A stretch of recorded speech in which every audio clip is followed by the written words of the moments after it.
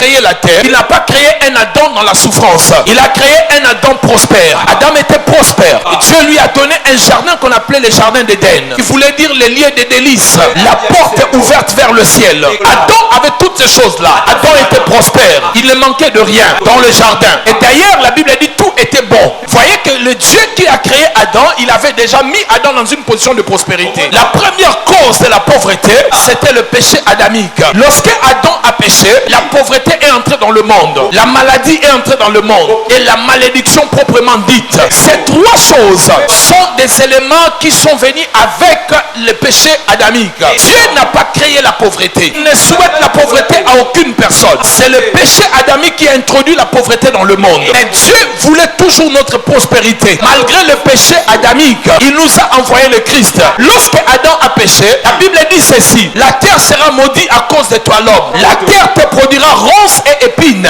Elle ne te produira plus la prospérité. Elle va produire ronces et épines. Voyez mes bien-aimés, quand le Christ vient, il va commencer à verser son sang dans le jardin. Là où Adam avait péché, Adam a désobéi dans le jardin. Le Christ a obéi dans le jardin. Adam est sorti dans la volonté de Dieu dans le jardin. Et Christ a accepté la volonté de Dieu dans le jardin. Il a dit: toutefois que ta volonté soit faite dans le jardin. Et le même Christ va porter une couronne d'épines sur sa tête pour nous racheter de cette terre qui devait produire épines et ronces. Et le Christ va porter cette couronne d'épines pour nous racheter notre richesse mentale. Il sera percé au niveau de ses mains pour racheter notre prospérité financière. Donc Dieu nous aime et il nous a envoyé le Christ pour nous racheter de cela. Alors, il existe plusieurs sortes de pauvreté. Je vous ai déjà parlé de cela. Première sorte de la pauvreté, c'est la pauvreté financière. La pauvreté financière, c'est le manque d'argent.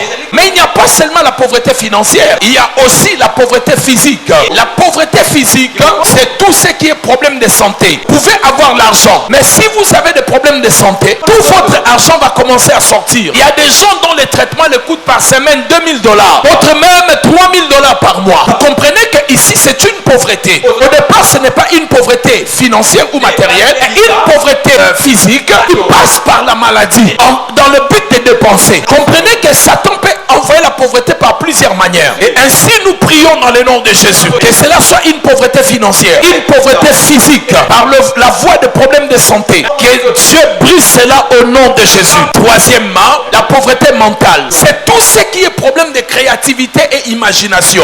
Il y a des gens qui n'arrivent pas à concevoir de vrais projets. Il y a des gens qui n'arrivent pas à avoir de bonnes imaginations, à avoir de belles images pour leurs avenirs. Ça, c'est la pauvreté mentale. Toute richesse commence par une idée et par une imagination ou une pensée. La négligence de pensée, la négligence d'idées, la négligence d'imagination est un chemin vers la pauvreté. Tout ce que vous voyez aujourd'hui qui existe est d'abord une idée. Le micro est une idée de quelqu'un. La chair est une idée de quelqu'un. Ma chemise est une idée de quelqu'un. Tout ce qui existe, c'est quelqu'un qui a pensé. Quelqu'un a eu une idée. Mais nous consommons les idées des autres. Nous ne vendons pas nos propres idées. Combien de fois Dieu t'a donné des idées? Combien de fois Dieu t'a inspiré? Prenez seulement l'église. Une église qui a entre 400 à 700 personnes. C'est un marché. Mais qu'est-ce que tu vends? Je ne te dis pas de donner des dettes. Parce que quand tu donnes la dette, il faut oublier pour que tu sois en paix. Considère comme si tu as déjà gaspillé cet argent. Ne pensez pas au retour, sinon tu vas souffrir pour rien. Mais si vous avez une église qui a 400, 700 personnes, si vous avez un produit qui se vend à $1, et si vous pouvez vendre à 400 personnes chaque dimanche, vous avez $400 chaque semaine, et vous avez $1600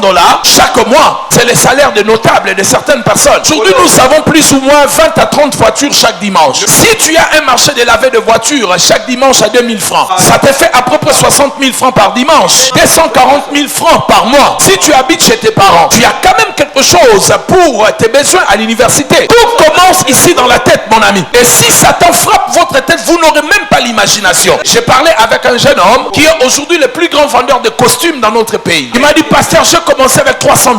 Mais aujourd'hui, son entreprise pèse peut-être plus de $100 000. Ça veut dire qu'il faut commencer quelque part. Le voyage de 1000 km commence par un pas. Est-ce que je suis en train de parler à quelqu'un ici? Est-ce que vous m'écoutez les jeunes? Vous gaspillez votre temps en dormant trop. Vous appelez la mort, vous dormez beaucoup. C'est très important de comprendre cela. Quatrièmement, la pauvreté sociale. Qu'est-ce que c'est la pauvreté sociale? C'est tout le problème d'ordre relationnel. Ça veut dire que toutes les relations que Dieu te donne, tu brises cela. Vous savez que Dieu, il ne descendra pas pour te donner l'argent. Priez comme vous voulez. Dieu ne descendra pas du ciel, dit mon fils, prends ton argent que tu as demandé. Quand tu finiras de prier, Dieu touchera quelqu'un pour te bénir. Dieu passe par l'homme pour bénir l'homme. Dieu passe par l'homme pour guérir l'homme. Dieu pour sauver l'homme, il est devenu l'homme lui-même pour sauver l'homme. Tout ce qui passera dans l'humanité, ça passera par l'humain. Même si la divinité donnait cela, ça transitera par l'humain parce que c'est le problème d'humanité. Ne pas respecter les relations que Dieu te donne. Ne pas valoriser les hommes et les femmes que Dieu te donne. Tu hypothèques ta destinée et ton avenir.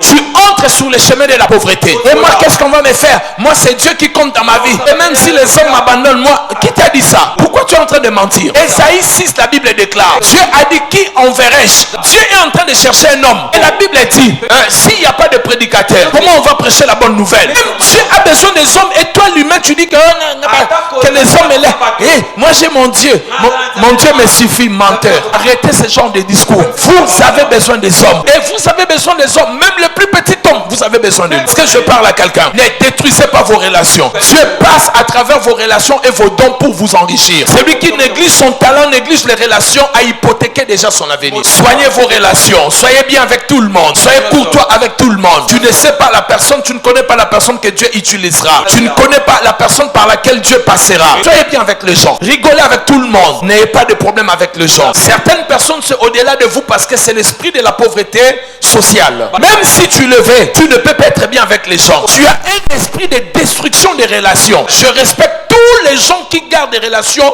depuis leur enfance. Est-ce que vous avez même des relations avec les gens qui ont étudié avec toi? Amen. Je ne parle même pas de l'école primaire, ni des cycles d'orientation. Je parle des gens dont vous avez fait l'université. Tu détruis toutes les relations que Dieu te donne. Tu ne sais pas parler aux gens. Tu ne sais pas tenir une relation pendant 2 ans. Et si dans 2 ans, cette bénédiction devait passer par cette personne-là, est-ce que je parle à quelqu'un? Soignez des relations. Sinon, c'est un esprit de la pauvreté sociale. Est-ce que j'ai dit à quelqu'un quelque chose? Amen, amen.